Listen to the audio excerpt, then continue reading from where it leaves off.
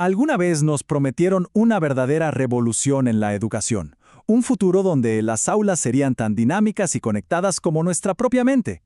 Pero, ¿qué pasó con esa promesa? Vamos a explorar la realidad, a veces un poco complicada y hasta decepcionante, del aula digital.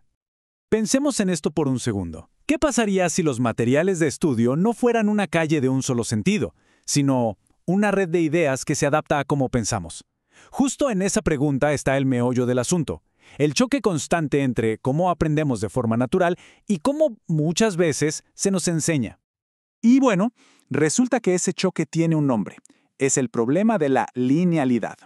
Piensen en ello como la jaula del texto impreso, esa que nos obliga a ir por un único caminito, del principio al fin, sin desviarnos.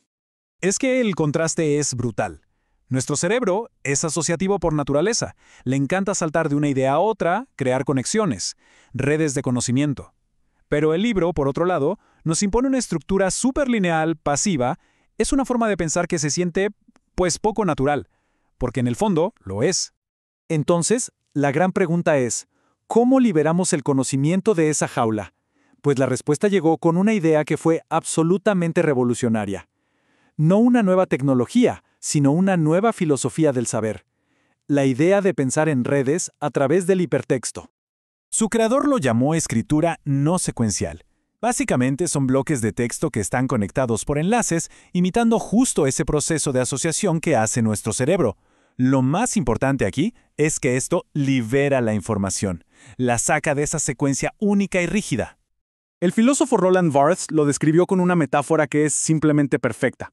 Dijo que un texto así no es una estructura, es una galaxia. No tiene un único significado, sino un universo entero de conexiones. Es una idea que captura a la perfección su potencial, un potencial liberador. Y ojo, porque esto lo cambia todo. La dinámica de poder se transforma por completo. Quien lee ya no es un simple receptor pasivo que se sienta a recibir información, no, se convierte en un explorador activo, en el co-creador de su propio viaje de aprendizaje, decidiendo qué enlace seguir y qué ruta tomar. Ok, muy bonito en la teoría, ¿verdad? Pero, ¿cómo se ve esta idea tan revolucionaria en el mundo real? Pues así fue como el concepto del hipertexto finalmente aterrizó en el aula moderna. Esta filosofía fue la semilla para distintos modelos que seguro nos suenan. El e-learning, que es 100% en línea. El B-learning, que es este formato híbrido o mixto. Y el M-learning, que se enfoca en los dispositivos móviles. Son, digamos, tres caminos que nacen del mismo principio: conocimiento accesible y siempre conectado. Y claro, todas estas ideas se hicieron realidad en las plataformas que hoy son básicamente la columna vertebral de la educación digital.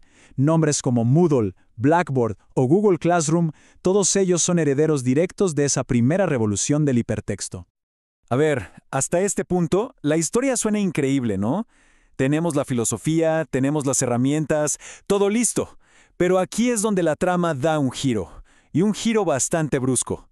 Hay que preguntarse, ¿estas herramientas tan revolucionarias de verdad están funcionando como se esperaba?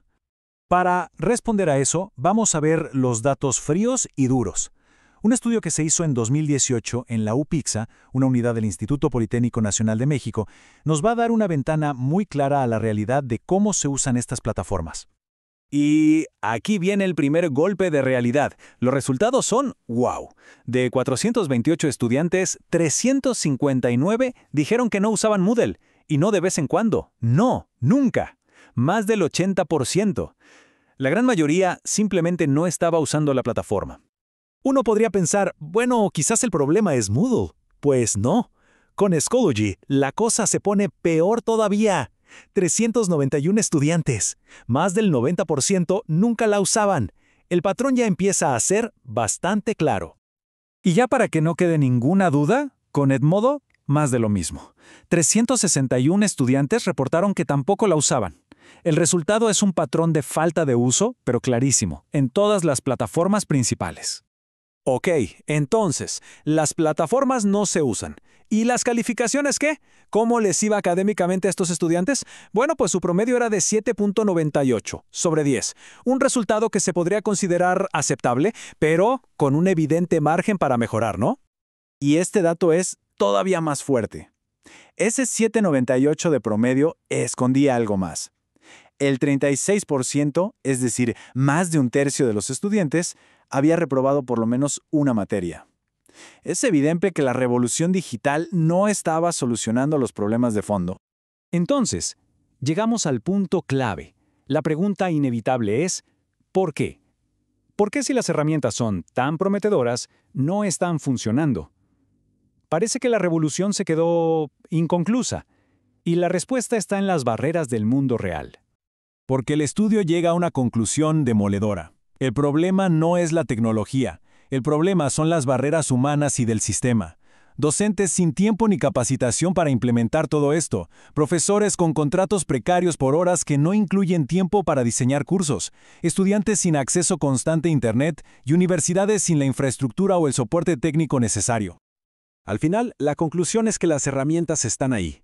Son poderosas, se basan en una idea brillante, pero la tecnología por sí sola no hace la revolución.